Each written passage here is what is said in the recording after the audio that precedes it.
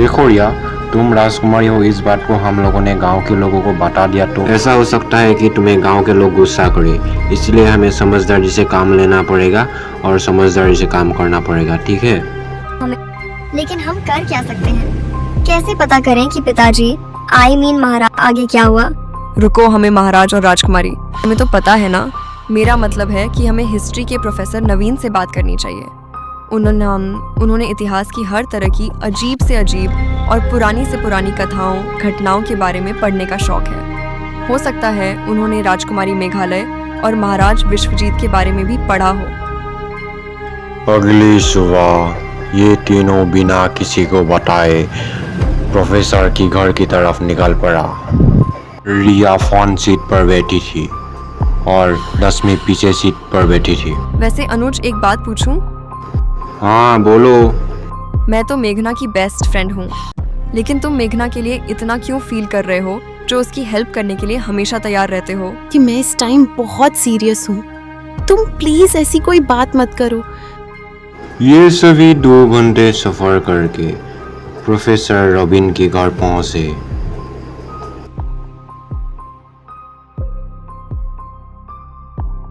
Hello professor नवीन। Hello रिया, कैसे हो तुम? प्रोफेसर, हमें आपकी थोड़ी मदद चाहिए थी। हेलो, कोई परेशानी है तुम लोगों को? सन 1600 में मध्य प्रदेश में राजा विश्वजीत का शासन था, जिनकी एक राजकुमारी भी थी। क्या आपने उनके बारे में कुछ पढ़ा है?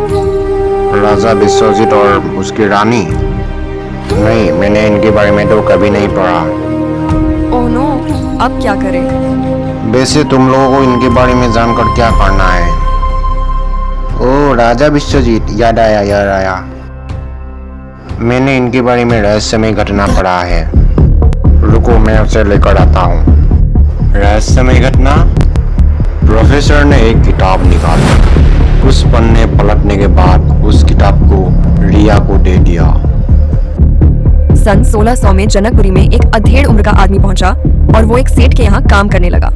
सेठ यह देखकर हैरान था कि उस आदमी का चाल चलन, बोलने का तरीका, उठने बैठने और खाने पीने का अंदाज बिल्कुल राजा महाराजाओं वाला था। लेकिन पूछने पर वह बताता था कि वह एक मजदूर का बेटा है और अब अनाथ है। इसके बावजूद किसी को उसकी बात पर भरोसा नहीं था। रात को सोते समय वह बार बार राजकुमार नाम पुकारा करता था। धीरे धीरे उसकी तबीयत बहुत खराब होने लगी और उसके माथे पर हमेशा चिंता की लकीरें नजर आती थी। कुछ ही महीनों में उसकी हालत बहुत बुरी हो गई और वह मरने के कगार पर पहुंच गया।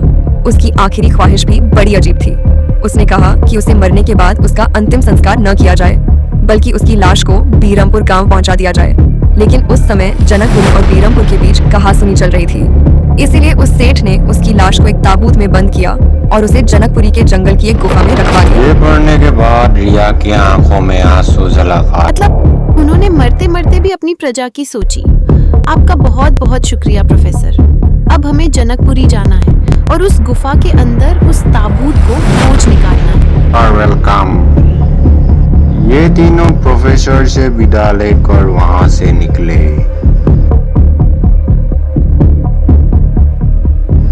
हमें जनकपुरी जाना है और उस गुफा के अंदर से उस ताबूत को खोज निकालना है। लेकिन इतने सालों बाद उनकी लाश हमें मिलेगी भी कि नहीं?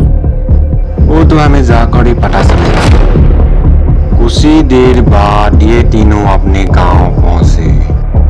रवि, रिया और रश्मि, तुम तीनों कहां से आ रहे हो?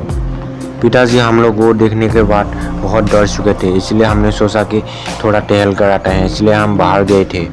ठीक है, तो एक बात याद रखना, कोई भी निर्मलों से आज़ाद नहीं है, तो इसलिए आज से कोई बाहर नहीं जाएगा। जी पिताजी। ये बोलने के बाद वो तीनों अपने कमरे में चले जाते हैं। सुनो तुम दोनों, हम लोग 5 बजे निकलेंगे, ठीक है? लेकिन किसी ने देख लिया तो? कोई नहीं दिखेगा। हम लोग वहाँ जाएंगे और महाराज की लाश को लाएंगे और यहाँ लाकर खंडर में उसको रख देंगे। ये क्या बातें कर रहे हो तुम तीनों? मुखिया की आवाज़ सुनकर वो तीनों बहुत डर जाते हैं। उस समय उनके साथ तांत्रिक महाराज और रानी बेन ने भी उनकी बातें सुन ली थी। पिताजी वो बस बेटा, जो बातें ठीक से बता, और तू महाराज के बारे में क्या बोल रहा था? रिया ने सभी बात खोलकर तांत्रिक महाराज के सामने खोल दी। ये बातें तुम्हें कैसे पता चला? ये बात महारानी रुक्मिणी ने तय किया था कि जब भी वो इस गांव में कदम रखेंगे तो निशिर मलवाएंगे। तो ऐसा क्यों हो रहा है? क्योंकि राजकुमारी यहाँ आ चुकी है। कौन है वो राजकुमारी? मैं रिया पिछले जन्म में राजकुमारी थी। ये सुनकर तीनों हैरान हो जाते हैं। ये तुम क्या कह रही हो? हाँ, जब से हम यहाँ आए हैं तभी से वह वापस आए हैं, और वह चाबी जिस तक पहुँचने में हमने आप लोगों की मदद की थी उसके बारे में भी हमें हमारे सपने में पता चला था, जिसमें हमने हमारे पिछले जन्म के बारे में बहुत कुछ देखा था। जो भी हमने सपने में देखा वो सभी राजमहल में मौजूद है। उनकी बातें सुनकर तीनों यकीन कर लेते हैं। रिया बेटा, उस ताबूत को ढूंढने में हम भी चलते हैं। हम लोग सभी ने उस ताबूत को ढूंढा तो जल्दी मिल जाएगा। रवि ने अपनी गाड़ी निकाली और उस गुफा की तरफ निकल पड़े सभी। तभी शाम के 5 बज चुके थे। धीरे धीरे अंधेरा भी हो रहा था। करीब लगातार 2 घंटे चलने के बाद उस गुफा में पहुंच गया और गाड़ी रुका। सभी लोग गाड़ी से उतरकर उस गुफा की तरफ निकल पड़े। जैसे ही रिया ने उस गुफा में कदम रखा तो अचानक पूरा गुफा हिलने लगी। अरे ये क्या? लगता है गुफा में सालों से कोई नहीं आया है।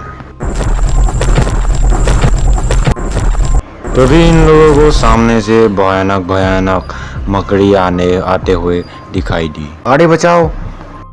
ऐसे सभी की भगाई भगाई में सभी छोटे छोटे टीम में बिखर गए और इस तरफ मकड़ी आना ही बंद नहीं हो रहा था। हमें बहुत संभाल कर चलना होगा।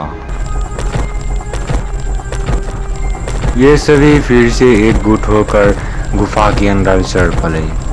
गुफा के अंदर काफी लाशें और भयानक चीजें दिखाई दे रही थी। बहुत अंधेरा है। लगता है गुफा खत्म होने वाली है। ये सभी लोग और थोड़ी दूर चलने के बाद इन लोगों को सामने एक ताबूत रखा दिखाई दिया।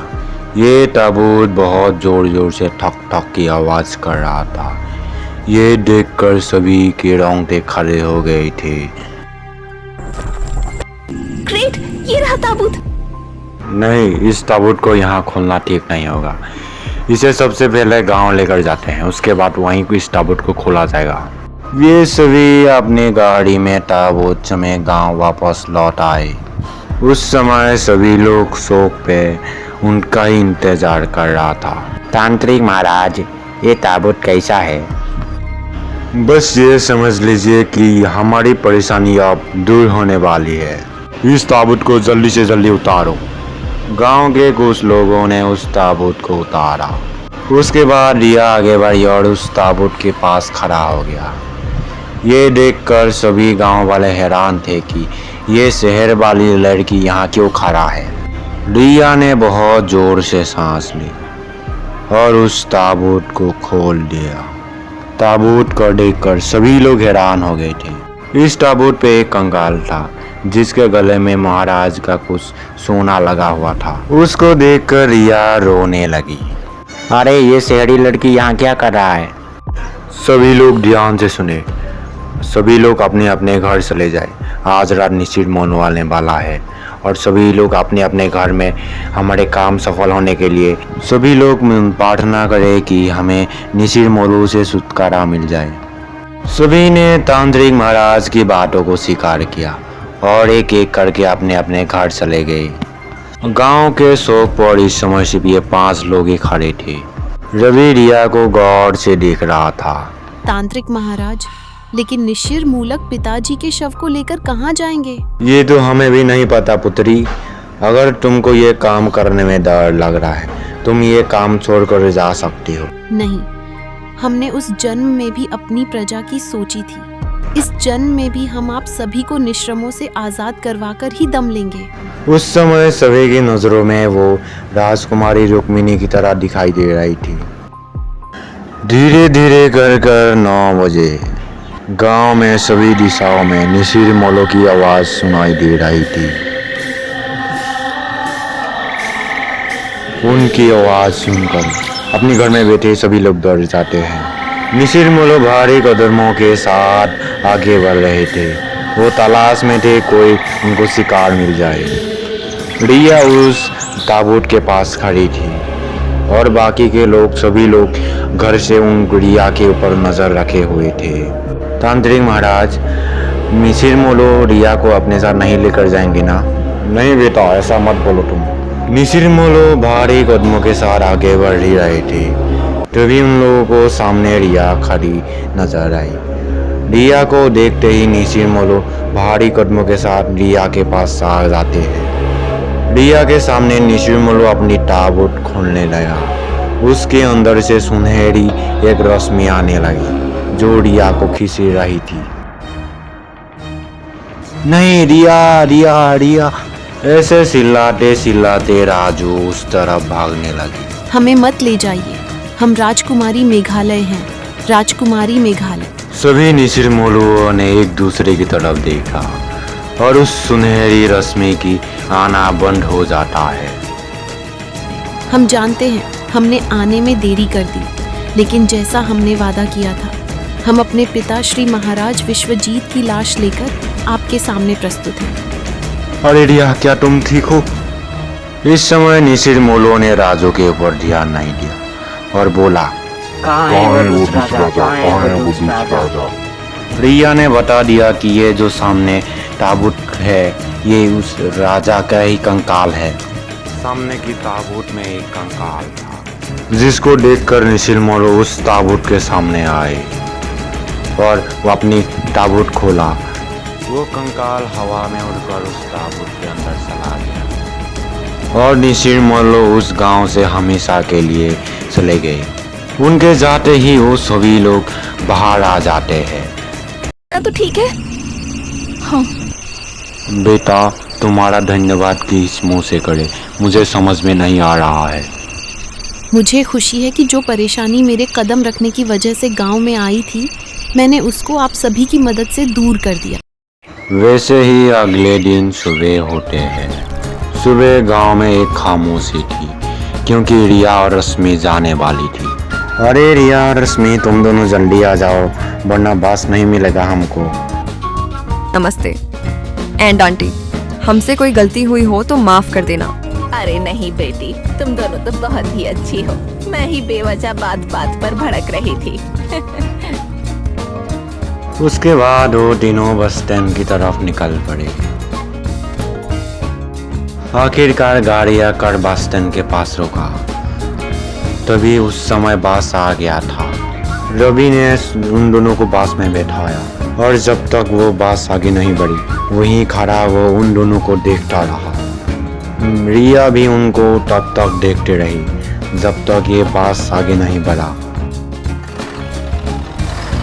काश ये गांव में जल्दी वापस आए। वैसे राजकुमारी में आपने मृत्युंजय अमृत का सैंपल इसीलिए लिया है ना कि गांव में वापस जल्दी आ सको। अवश्य आएंगे सखी।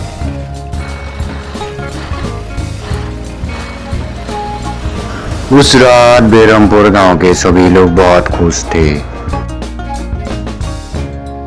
वो दमयंती किस गुफा में है, इसका पता तो हमने लगाया ही नहीं ना। इस तरफ गांव में, हे भगवान, आज तो लगता है तूफान आने वाला है। तभी जोर जोर से बिजली गरजी। वो बिजली जाकर एक दूसरा ताबूत में गिरा। उस ताबूत से ठक ठक की आवाज आई। कुछ ही देर बाद वो ताबूत खुला। उस ताबूत से एक हाथ निकला।